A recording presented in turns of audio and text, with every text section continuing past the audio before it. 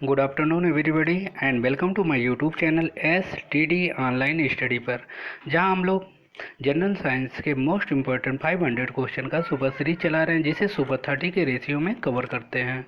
तो आज हमारा जो सुपर 30 का सेट नंबर 7 है। चलिए शुरू करते हैं। तो पहला क्वेश्चन हमारा मूल मात्रक है। जी हाँ, मूल मात्रक है। तो हम जानते हैं मूल मात्रक 7 होता है। मूल मात्रक कितने होते हैं? 7 होते हैं, जिसमें लंबाई भी है, मोल भी है, कैंडिला है। तो यहाँ कौन सा ऑप्शन सही है? Option number D is right answer, यानी उपरोक्त सभी सही है। नेक्स्ट क्वेश्चन देखते हैं। सुमेलित कीजिए, आपको मैचिंग कराना है, इसमें कौन सा विकल्प सही है, कौन सा गलत है। तो देखते हैं। ज्योति तीव्रता का एसआई प्रतीक CD है। समतल कोण का मात्रक रेडियन है। घन कोण का मात्रक स्टेरेडियन है। तो इसमें इसमें भी option number D is right answer, यानी उपरोक्त सभी सही है। नेक्स्ट क्वेश्चन देखते हैं। भौतिक मापन विधि है। जी हाँ, भौतिक मापन विधि है। CGS MKS या दोनों। तो हम जानते हैं CGS भी है, MKS भी है, दोनों है। तो option number C is right answer. CGS मतलब होता है सेंटीग्राम सेकंड होता है, और MKS मतलब होता है मीटर किलोग्राम सेकंड होता है। तो चलिए अगला देखते हैं। नेक्स्ट, थर्मोमीटर से मापा जाता है। जी हाँ, थर्मोमीटर से मापा जाता है। बार बार क्वेश्चन रिपीट होता है। थर्मोमीटर से क्या मापा जाता है? Temperature. Option number a is right answer. Next, गति का नियम प्रतिपादित किया था। जी हाँ, गति का नियम किसने प्रतिपादित किया था? गति का नियम न्यूटन ने प्रतिपादित किया था। Option number a is right answers. अगला, न्यूटन गति का दूसरा नियम है। आप लोग बताइए जल्दी, न्यूटन गति का दूसरा नियम क्या है? बहुत बार क्वेश्चन रिपीट होता है। जी हाँ, F बराबर एम ए है। F बराबर एम ए है, जहाँ एम मॉस है और ये एक्सीलेटर है। तो इसमें क्या है? एम मॉस मतलब द्रव्यमान, ए मतलब त्वरण है। तो option number a is right answer. तो पहला विकल्प सही है। तो अगला, विद्युत ऊर्जा की वाणिज्य या व्यापारिक इकाई है। जी हाँ, विद्युत ऊर्जा की व्यापारिक इकाई है, क्या है? किलोवाट आवर है। Option number D is right answer. ये क्वेश्चन बार बार रिपीट होता है दोस्तों। चलिए अगला देखते हैं।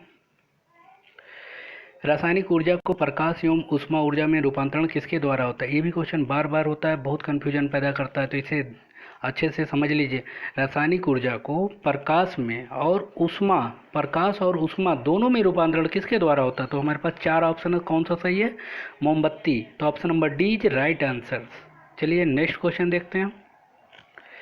निम्नलिखित में से P बराबर mv किसका सूत्र है? जी हाँ, m द्रव्यमान है, v वेलोसिटी है, अर्थात द्रव्यमान गुणे वेग। किसका सूत्र है? जी हाँ, संवेग का। Option number 30 right answer. Next, शक्ति की सबसे छोटी इकाई है। शक्ति की सबसे छोटी इकाई है। जी हाँ, शक्ति की सबसे छोटी इकाई क्या है? वाट है। Option number a is right answer. अगला, जब कोई साइकिल सवार, जी हाँ, जब कोई साइकिल सवार मोड़ मोड़ पर मुड़ता है तो वो भीतर की ओर झुकता है कि बाहर की ओर झुकता है? तो आप लोग भी साइकिल चलाए होंगे, तो आप लोग जब मोड़ पे मुड़ते हैं तो भीतर की ओर झुकते हैं कि बाहर की ओर? तो जल्दी बताइए। जी हाँ, भीतर की ओर झुकता है साइकिल सवार। तो option number a is right answer. अगला, 1 किलोग्राम वस्तु का वजन होता है। जी हाँ, 1 किलोग्राम वस्तु का वजन होता है। तो हम जानते हैं F बराबर एम ए होता है। क्या होता है? F बराबर एम ए, जहाँ ए का मान कितना है? 1 है। और हम लोग जानते हैं त्वरण का मान कितना होता है? 9.8 होता है, अर्थात कितना है? 9.8 होता है। तो हमारा क्या आया? 9.8 न्यूटन। तो इसमें कौन सा सही है? Option number a is right answer. तो 1 किलोग्राम वस्तु का वजन 9.8 न्यूटन के बराबर होता है। तो अगला देखते हैं। भोजन की ऊर्जा को मापा जाता है। जी हाँ, भोजन की ऊर्जा को मापा जाता है। किस में मापा जाता है? उसका कैलोरी में। जी हाँ, बिल्कुल सही। Option number a is right answer. अगला, निम्न में से किस जोड़े की बीमा एक समान होती है? जी हाँ, निम्न में से किस जोड़े की बीमा समान होती है? तो हम जानते हैं संवेग आवेग की बीमा जो होती है क्या होती है? समान होती है। संवेग और आवेग की बीमा समान होती है, क्योंकि संवेग बराबर द्रव्यमान गुणे वेग होता है, आवेग बराबर या क्या होता है? न्यूटन और सेकंड होता है। तो दोनों की बीमा क्या होती है? समान होती है। mL/-1 दोनों की बीमा होती है। तो option number a is right answer. अगला, ऊष्मा का कैलोरी में लगभग होता है मान, क्या होता है दोस्तों? एक कैलोरी कितने जूल के लगभग होता है? जी हाँ, 4.184 जूल के होता है। जी हाँ, 4.184 जूल के होता है। तो option number C is right answer. अगला, कोई वस्तु अधिकतम भारशील हो जाती है, कहाँ पे होती है? वायु में कि निर्वात में कि जल में कि उपरोक्त सभी में? तो जल में भी नहीं हो सकती क्योंकि उसमें उत्क्षेप बल लगता है। निर्वात में भी नहीं, निर्वात में हो सकती है तो किस में हो सकती है? निर्वात में। Option number B is right answer. कोई वस्तु अधिकतम भारशील कहाँ होगी? निर्वात में होगी। तो option number B is right answer. ये भी क्वेश्चन बार बार रिपीट होता है दोस्तों, तो इसे कंटेस्ट कर लीजिए। चलिए अगला देखते हैं। एक लड़के का पृथ्वी पर भार 60 न्यूटन है, तो चंद्रमा पर लड़के का भार क्या होगा? जी हाँ, एक लड़के का भार यदि पृथ्वी पर 60 न्यूटन है तो चंद्रमा पर कितना होगा?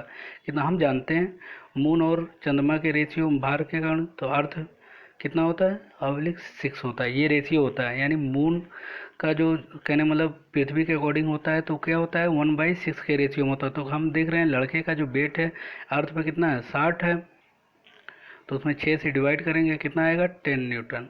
अर्थात मून पर कितना वेट उसका आया? 10 न्यूटन। तो इसमें कौन सा ऑप्शन सही है? Option number C is right answer. तो उसका लड़के का यदि पृथ्वी पर 60 न्यूटन तो चंद्रमा पर कितना हो जाएगा? 10 न्यूटन। अगला, कोई गेंद ऊर्ध्वाधर रूप से ऊपर की ओर फेंका जाता है। जी हाँ, कोई गेंद ऊर्ध्वाधर रूप से ऊपर की ओर फेंका जाता है तो उसका गुत्ती त्वरण होगा। तो ये अक्सर ये क्वेश्चन पूछा जाता है। गुत्ती त्वरण हमेशा जो होता है दोस्तों वो विपरीत दिशा में होता है, तो गेंद के क्या होगा? विपरीत दिशा में। Option number a is right answer. अगला, पृथ्वी की अपेक्षा चंद्रमा का द्रव्यमान होता है। जी हाँ, ये बार बार क्वेश्चन रिपीट होता है, इसमें अक्सर कन्फ्यूजन होता है। चलिए बताइए जल्दी। पृथ्वी की अपेक्षा चंद्रमा का द्रव्यमान होता है, कितना होता है?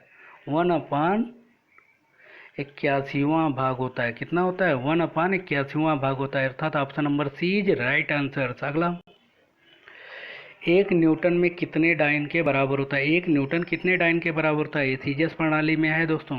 बताइए एक न्यूटन कितने डाइन के बराबर होता है? 10⁵ डाइन के बराबर होता है। कितने डाइन के होता है? 5 डाइन के होता है। तो option number a is right answer. अगला, पृथ्वी के केंद्र पर गुरुत्वीय त्वरण का मान होता है। जी हाँ, पृथ्वी के केंद्र में गुरुत्वीय त्वरण का मान होता है, क्या होता है? 0 होता है। Option number C is right answer. अगला, ऊर्जा का मात्रक नहीं है। जी हाँ, ऊर्जा का मात्रक नहीं है। कौन है ऊर्जा का मात्रक नहीं है? न्यूटन मीटर ऊर्जा का मात्रक है। किलोवाट घंटा ये भी ऊर्जा का मात्रक है। जूल भी है। कौन नहीं है ऊर्जा का मात्रक? मेगावाट नहीं है दोस्तों। ऊर्जा का मात्रक कौन नहीं है? मेगावाट नहीं है। तो option number B is right answer. एक चीज़ और बता दें दोस्तों, 1 मेगावाट बराबर होता है, 1 मेगावाट बराबर होता है 10⁶ वाट के होता है। कितना होता है? 10⁶ वाट के होता है। चलिए अगला क्वेश्चन देखते हैं। सीजीएस सिस्टम में कार का मात्रक होता है। जी हाँ, सीजीएस सेंटीग्राम सेकंड्स में कार का मात्रक होता है। क्या होता है? ये भी क्वेश्चन बार बार रिपीट होता है। क्या है? अर्ग। जी हाँ, option number C is right answer. CGS पद्धति में कार का मात्रक अर्ग होता है। चलिए अगला देखते हैं। निम्न में से किस ऊर्जा को सूर्य से प्राप्त नहीं किया जा सकता है? तो हमारे पास 4 विकल्प हैं। किसी सूर्य से प्राप्त नहीं किया जाता है, सागरीय ऊर्जा को भी प्राप्त किया जा सकता है, भूतापीय ऊर्जा को भी प्राप्त किया, पवन ऊर्जा को प्राप्त किया, किसको नहीं किया जाता है? बायोमास ऊर्जा को सूर्य से नहीं प्राप्त किया जाता है। Option number C is right answer. तो बायोमास को प्राप्त कैसे किया जाता है? पेड़ पौधों के द्वारा इसे तैयार किया जाता है दोस्तों। चलिए अगला देखते हैं। निम्न में से किस प्रकार की ऊर्जा को अभी तक नियंत्रण में नहीं किया गया है? कौन सी ऊर्जा है जिसको अभी तक कंट्रोल नहीं किया गया है? नाभिकीय संलयन। Option number a is right answer. बहुत इंपॉर्टेंट क्वेश्चन है दोस्तों। चलिए अगला देखते हैं। एक व्यक्ति दीवार को धकेलता है। जी हाँ, एक व्यक्ति दीवार को धकेलता है और उसे विस्थापित करने में वो क्या होता है? असमर्थ होता है। तो उसके द्वारा किया गया कार्य होगा। कोई व्यक्ति पूरा दिन दीवार को ढकेल रहा है और दीवार विस्थापित नहीं हो रही है, अर्थात गिर नहीं रही है, तो उसके द्वारा कार्य क्या होगा? तो उसके द्वारा कोई कार्य नहीं किया जाएगा क्योंकि वो विस्थापित ही नहीं हो रही। तो option number a is right answer. ठीक है, चलिए नेक्स्ट देखते हैं। कार और बल है। जी हाँ, कार बल है। तो कार हम जानते हैं दोस्तों अदिश है और बल सदिश है। तो कौन सा ऑप्शन सही है? Option number B is right answer. अदिश और सदिश है। नेक्स्ट, मात्रकों की अंतर्राष्ट्रीय पद्धति कब लागू हुई थी? जी हाँ, मात्रकों की अंतर्राष्ट्रीय पद्धति कब लागू हुई थी? कब लागू हुई थी?